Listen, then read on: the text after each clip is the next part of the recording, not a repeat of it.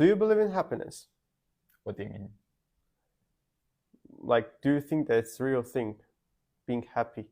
What do you understand from this statement? I mean, for me, there are two types of happiness. One of them is long-term satisfaction, and one of them is the experience that you have in the moment. But your experience can be bad as well at the same time.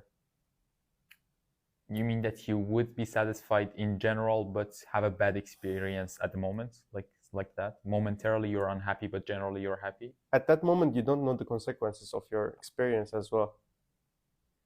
So you might having questioning the moment, is it good for your life or it's bad? You'll be afraid of losing this happiness after some time. So do you feel happy at that time? I see. Well, actually, that goes a bit to more complex, like systems of the brain, like reward system and how you can expect something in the future and how you can delay maybe right now what you can get, something good that you can get that would result in better situations if you do not chase it right now. But generally, what I'm saying is that there's this like momentarily sense of happiness that you go through when you have an ice cream, for example. And there's another aspect, which is you think with yourself, you're evaluating your life, and you're like, okay, I'm content with what I'm doing and what I define my life with, the main like aspects of my life. So do you think that is having fun all the time happiness? Not actually. Because when you are eating ice cream, you're kind of having fun, but it doesn't mean that you're happy at that time. It's kind of chemical process in your body. Exactly. Not mental process all the time. I mean, everything in human brain is both chemical and systemic. Like there's always a system involved and some like very like quickly acting type of chemicals in your brain that are released and affect your emotions. But I think if you seek moment to moment happiness, like what is your goal in life is to be happy most of the time in terms of like experiencing something good, it usually results in a not very pleasant life, not satisfying life, I would say. I think you're happy as far as you're not seeking for happiness. If you're not looking for happiness, it means that you're happy. I would say so. It could be true. Yeah, because my basically mental model of happiness is being content. So it doesn't have a lot of like high emotions, like feeling, oh, I'm so happy, I want to like express my happiness and stuff like that. Happiness is very slow, actually. Like the actual real feeling of happiness is something that's very slow. It's not going with high emotions all the time, I'd say. What's the best context that you can imagine that at that point you can consider yourself as happy person, or in the beginning age of happiness? I don't understand what's the age of happiness you say. Like when age can of happiness, like not by your age, but beginning level of that start, that lap. That's the you feel that okay, I started having happiness in my life with under this context, under these requirements, and I think this is good. I need to keep it up. Okay, so you mean like the perfect scenario where you feel okay, I'm content, I'm happy with what is going on in my life? Yeah, kinda. I think it's gonna be nearly always a work in progress. Like there's no place where you're like, okay, I'm not gonna move anything, maybe. But generally for me, it's about being able to have agency in your life, making choices that are your choices, are not like forced to you by conditions in life. And it is something that I'm always working towards. So that is the main aspect for me. Do you like uncertainties in your life? It depends what it arises from. Some of them are natural. For example, if you're going into a business, there's uncertainty that comes from the business itself. You're facing market. But there are some other type of uncertainties that are because you don't exercise your control over life. I don't like those. No, I don't mean the uncertainties coming from the business. It's unexpected. I'm talking about unexpected uncertainties. For example, if you are going to business, that's very expected to have some uncertainties. But I'm talking about we're just walking and there is something unexpected happening. It is uncertainty. Do you like these uncertainties in life? because life is constituted of like only uncertainties that makes a bit of color to your life, and everyone describes this as a happiness or just a bad thing for their life. What do you see it as a I would constant? say for me, mostly I like to have some like general context and more of a certain like experience frame of experience, if I may say. Not that like much of randomness and things that happen. I have no idea that they're gonna come and happen. I'd say for me it's mostly like that. I think actually the happiness is just understanding that you will have uncertainties and you love uncertainties at some point in life, and you're just okay with the meaning of life. I see. Accepting, I think, is a big part of it. Like being able to not see life as something that should change in the direction you want. It happens, like different things happen, and sometimes you can't change them, definitely. But in general, I like to be in a frame that has things that I can affect. I can change them, and I can like change their direction in general. So for me, it's mostly this type of image. But I believe accepting is maybe one of the most important aspects of happiness. If you can see the life as is and not constantly compare it to a imaginary like image that you have in your mind, you have much more opportunities to enjoy the moment and what is coming your way.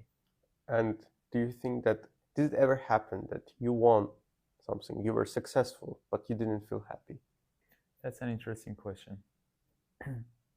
I think most of the time when you are going towards something that you really want, the momentary experience that we talked about is not positive. Like it's very rare that you're actually experiencing joy.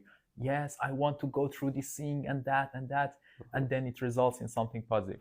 Usually when you have something meaningful in life that you're going towards, the momentary experiences are many times, in many instances, hard.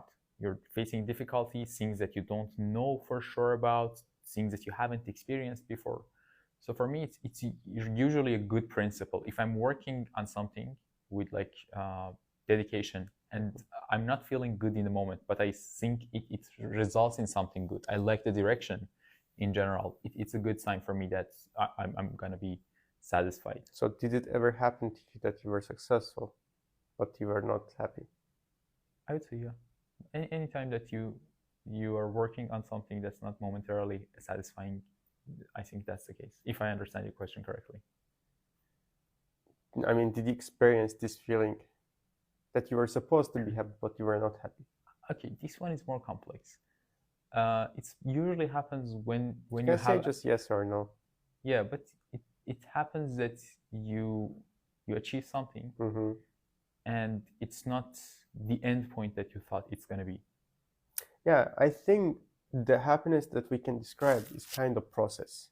So it's like reading book, for example. You enjoy reading book, but when the book ends, the novel ends, you just feel sad because you will not have chance to go through this process again. And that's, I think, how it works now as well. Like you're going through something and it's kind of process of happiness that you're feeling, enjoying the life at that time, but you finalize it because it's kind of some time span that goes, and then you have at the end some conclusion that you end up with. And either case, is it successful or not successful, you don't feel that much of happy all the time. Of course, like there are some, I think, short processes that it's kind of given to you that you feel very appreciated. But it's the end of the novel at some points. That's why I think keeping the happiness is you need to be proficient, creating new processes and then continuing over and over again. So it should be consistently starting new processes and doing them very deeply and understandably, comprehensively. I agree.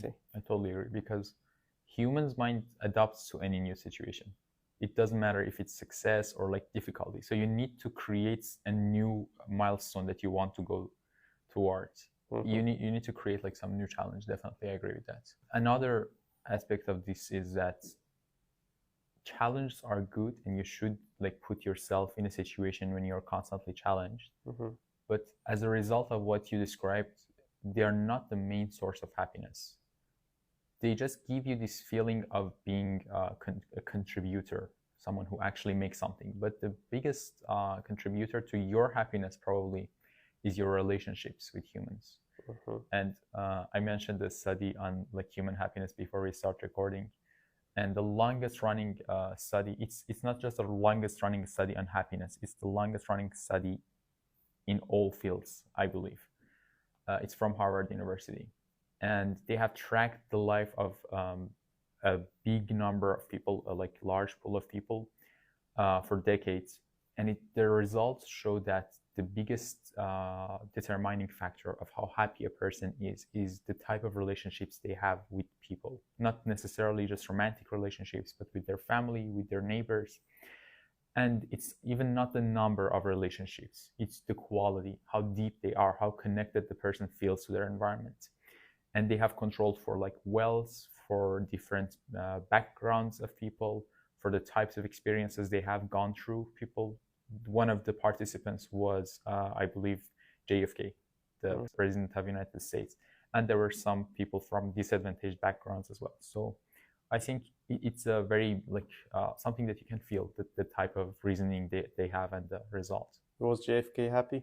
I don't know. I don't believe they published the results individually. Oh, yeah, makes sense. What about you? Do you feel happy? No. Yeah. Yeah, I'm good. Mostly. I think if I am working mostly, I don't know. I don't have percentage. Do you have a percentage that you? How happy you are? You can't say that you have percentage of happiness. Sometimes it just pops up in your brain that you don't feel happy. That I don't know if it happens to everyone, but there are some moments that nothing happens, but just some feeling like volcano comes up and you feel okay, something is wrong. And what I do is just I'm going back with the thoughts in my brain. Oh, what happened? Why I'm not feeling happy? That's the thing. And I don't feel anything. I don't feel happy or unhappy right now. I don't have any, how do you say, very high level of feelings right now. Because if you want to say I'm feeling happy right now, you need to have some, I think, good reason for it. Okay, I understand that. But in general, as I mentioned, for me, happiness in terms of long-term happiness. Like you think about your life and you're like, okay, I'm happy with my life. That usually is not possible to describe with, I'm very happy with my life and stuff like that. At the highest level is being content, like being satisfied. So that usually is actually a good sign of happiness. I think the life is kind of sinusoid. It goes up and goes down periodically. And happiness is also very corresponding to that. So at least for myself, I can say that sometimes it goes up, I feel very good. And I work and I see the result. And if I'm not lazy to do something, and if I can continue the daily life, so on. And I feel happy that okay, or I'm on rail, and the thing's going up. Yeah, I usually try to target that long-term thing, and that's why I just don't optimize for like happiness in general. When did you feel that you are not unhappy? You are unhappy. Something that like has stood with me and got stuck in my like brain, not much. When did you question that last time you were happy or not? What do you mean? Like questioning, like stopping am and I thinking? Happy? I do that actually pretty regularly. And the question I ask is not, am I happy today? No, not today. I do ask myself, am I happy? Is it what I genuinely want to do? What was the answer for your last question? It's prompted some changes in my like habits. Yeah. What kind of? I mean, you can't go through your day without being mindful about stuff. You have some tasks and your calendar is full. And that is something that I experienced. There were responsibilities I had to work on that weren't actually things that I like care about each one of them. So it's prompted for me this like rethinking priorities and what you actually want to do, and Mm-hmm. what is important long term. How about you? About what? About questioning your happiness, and does it change anything for you? I don't normally question it. It just I understand it. I just feel it. I question it why. I don't question if it is true or not. Mm-hmm. I'm normally questioning the reason why I'm happy. If I am happy, I need to find the reason to keep it up, Mm-hmm. and also be mindful that I had this reason to be happy before. And if I'm not happy, I need to find the reason why I'm not happy and to eliminate it in my life. Mm-hmm. And just be aware of that being happy or unhappy is just a short period of time. Mm-hmm. So if you're, I mean, there is a good quote. If you're not happy, be mindful that it won't take that much time. And if you're happy, just live this life because it won't also take much time. Mm-hmm. So I see. I like this quote. That's, I think, how the things work in Mm-hmm. this life. So do you try to like have most of your like daily experiences being positive? Sometimes neutral. I mean, most of Do the you time try to neutral. make it positive, like make it good? So the type of happiness you're saying that I want to be mindful, and then if something is going in a good direction, work on that. It's a long process. It's not momentarily. Uh-huh.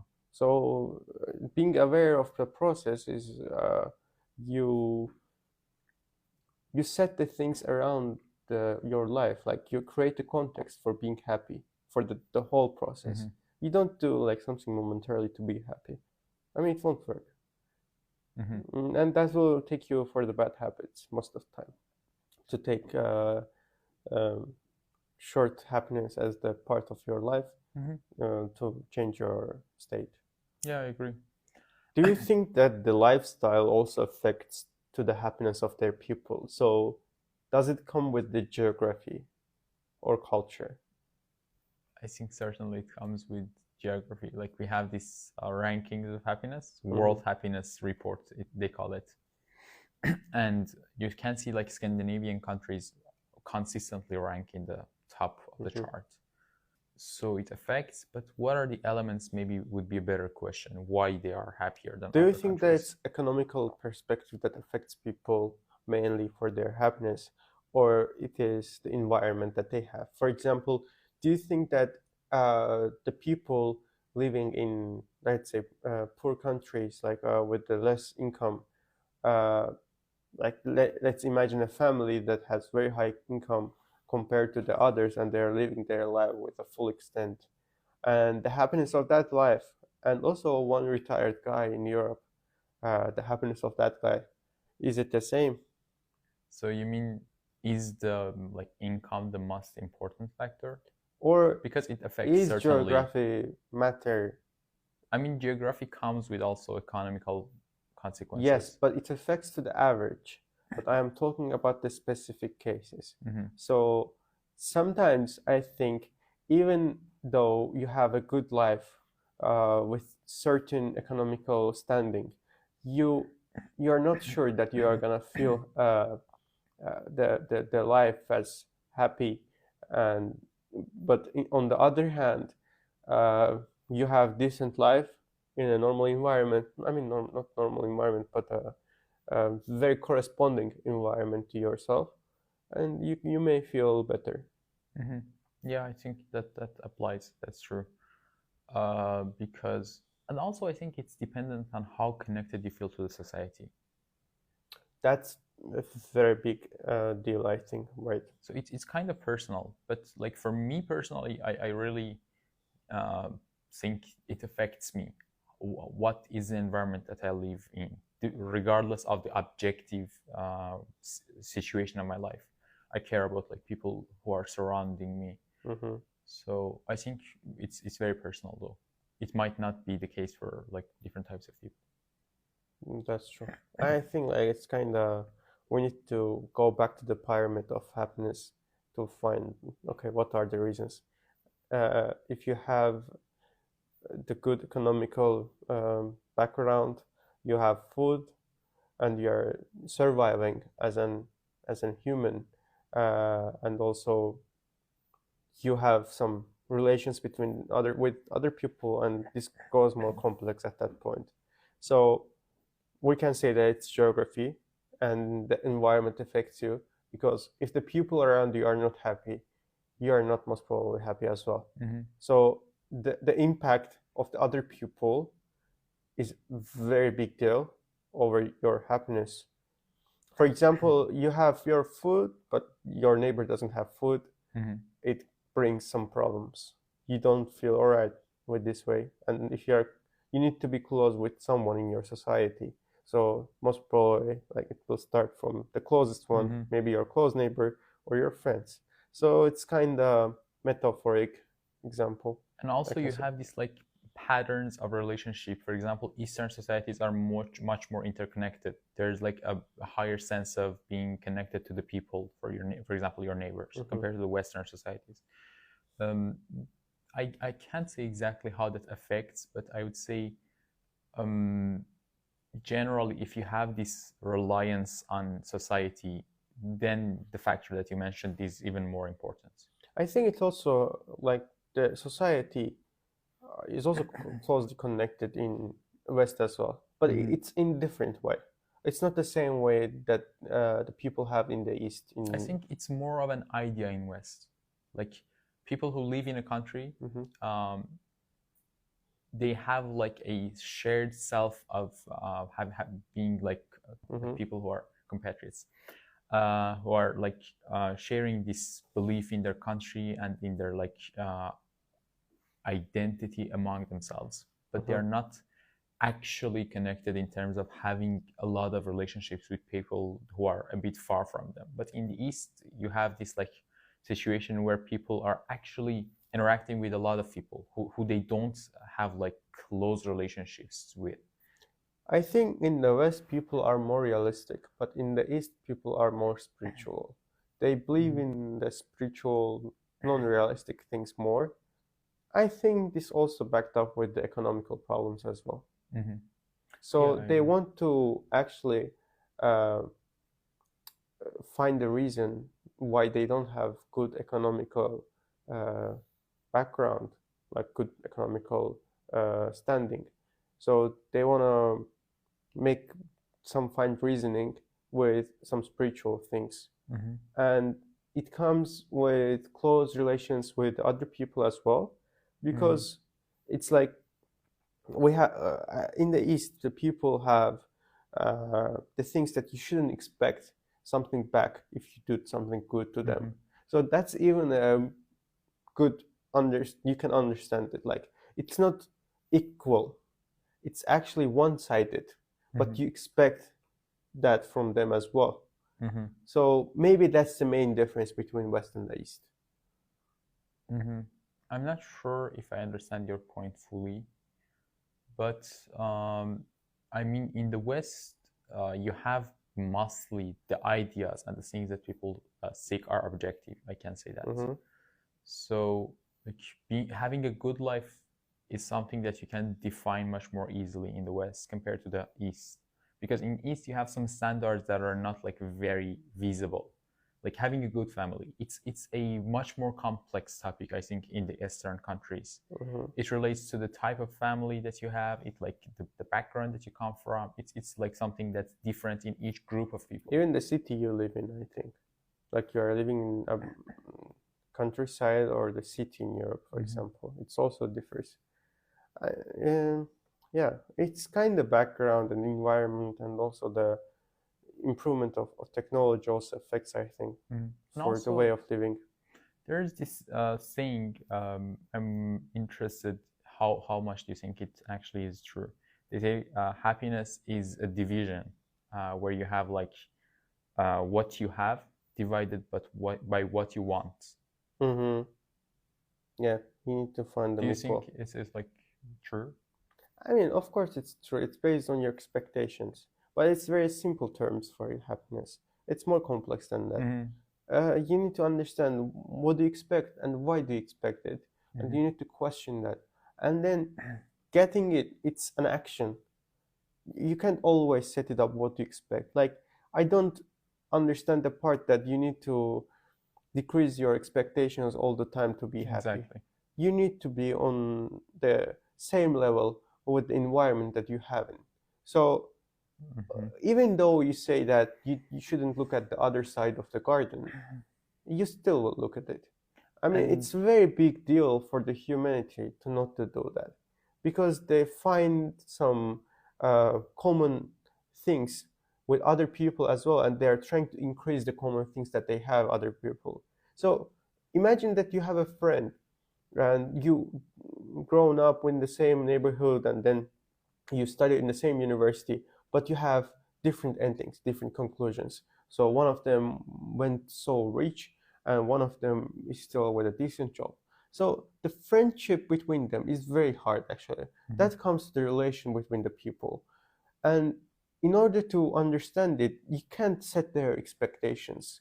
And you can't understand the other people's expectation over you in this relation. So even though, for example, the decent guy doesn't expect that much as the rich guy do, but the rich guy will still suspect that maybe the other friend will expect something like that. So it's a very big deal if you achieve it, but it's still very hard. It's a small particle of happiness, but small things make a big part of it. I understand. Also, I think this like setting your expectations maybe is possible when you're talking about wealth and like material success. But when it comes to other things that you want in life, some of them are not things that you adjust so easily. For example, the type of relationship that you crave, that type of basically things that you want in life apart from like money and a professional success. Those are also things that are very like qualitative. They're not quantitative that you'd say, okay, I'll lower the bar. So that's also an important aspect. So you cannot just say, okay, I'll limit my wants and my desires, because they are different in nature. It's not that you just limit the amount of the things that you want. Do you think that the happiness is set to some rules that define some ideas in our civilization? So out of civilization, sometimes we see that the happiness isn't actually the same. It's very basic compared to our civilization. So for example, if you go to a remote tribe that's very detached from the current civilization, their understanding of happiness is very different from ours. They don't that much appreciate the material things, as you said, but for them, what matters is surviving and being socially together and equal. And it can also change from tribe to tribe, that we can't even understand what are their motives behind that. I think the biggest role that society and how it's formed has and plays in like happiness goes back to how they incentivize different actions and how they distribute like respect, basically. And maybe that also affects the point that we mentioned regarding Scandinavian countries, because they are more equal countries, and generally it's not that people are respected based on their income or things like that. So maybe that affects, because you're not in this like distress of how I'll be perceived by others based on what I achieve in life. Whereas you have other countries where there is opportunities for like economical success, but there are certain losers and winners. Like society distributes its respect to each of these two groups differently. So I think that definitely affects, and it's something that's relative. And also, I think the understanding of a good society will gradually change after the whole change of the world, with immigrations from one to another place. So from one society with different culture to another society with different culture, and expectations from that society that you have the background from the previous society. So that will also affect the environment as well. For example, as you said, it's very different in the West, it's very different in the East, and it's very different in the Far East. And people have some cultures behind it. And it's kind of their identification with their cultures. So it's better to keep them. At the same time, when they move to other places for other opportunities, or just for better life, or just for the experience, doesn't matter, they bring some cultures. So it may not be compatible all the time with the society that they go to. And since everyone is seeking for the happiness, and also it comes to the relations with their society that around them, it will change some bricks under the society over the time, I think. I think it depends on the type of society that's like has those people coming in, because you have like some of the countries where they are mostly able to integrate people with nearly any type of background, but then you have other countries that are made or like have evolved based on very like specific type of cultures. So it depends on the country a lot, I'd say. It's not like the society necessarily changes based on these changes in population. It depends how they are, how they define themselves. But do you think that is it good to come up to the same understanding of happiness in one society? Is it good thing for you? Because I think that we're gonna lose the understanding of happiness. And I think as a technology improves, like so many things going on, we're going more materialistic as humanity. Yeah. And since we are moving from one place to another place, I think we will lose some cultural key points that we had in our own cultures, even in the West, even in the in different parts of the world, in the East, Far East. Like everyone has some key factors that bring them happiness that's very different and non-understandable from the other people around the world. So it's some small things that bring joy to your life, let's say, and everyone has some checkpoints based on where they're born.